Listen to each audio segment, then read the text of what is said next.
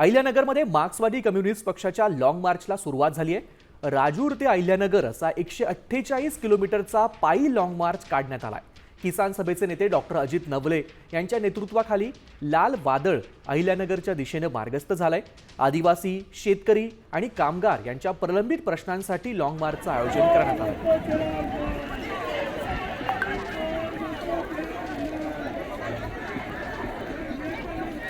अहिल्यानगरमधून राजूरहून अहिल्यानगरकडे हा मार्च आता सुरू झालाय। शेतकरी आणि कामगारांच्या विविध मागण्यांसाठी शेतकरी नेते डॉक्टर अजित नवले यांच्या नेतृत्वाखाली हा मार्च सुरू झालाय।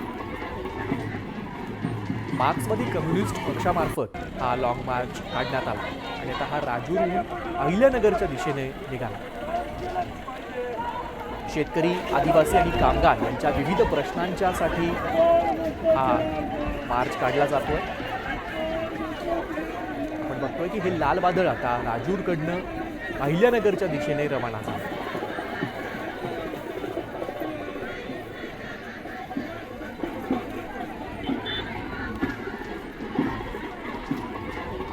राजूर ते अहिल्यानगर असा लॉंग मार्च निघालेला आहे आणि आपण जर दृश्यांमध्ये बघितलं तर हजारोंच्या संख्येने आंदोलक या लॉंग मार्चमध्ये सहभागी झालेले आहे। खरं तर अनेक मागण्या या सगळ्यांच्या आहेत, मात्र शासन केवळ आश्वासन देत आहे।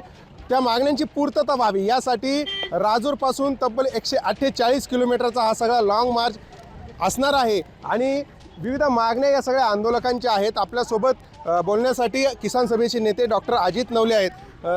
साहेब, प्रशासनाकडे तुम्ही प्रयत्न केले मागण्या मांडण्यासाठी, मात्र प्रशासनाकडून तुम्हाला रिस्पॉन्स मिळाला नाही आणि आता काय परिस्थिती आहे? प्रशासनाने त्यांच्या वतीनं स्थानिक मागण्यांबद्दल सकारात्मकता दाखवली, मात्र राज्यस्तरावर बैठक लागण्याची आवश्यकता आहे। जे संबंधित मंत्री आहेत त्यांच्याबरोबर चर्चा होण्याची आवश्यकता आहे।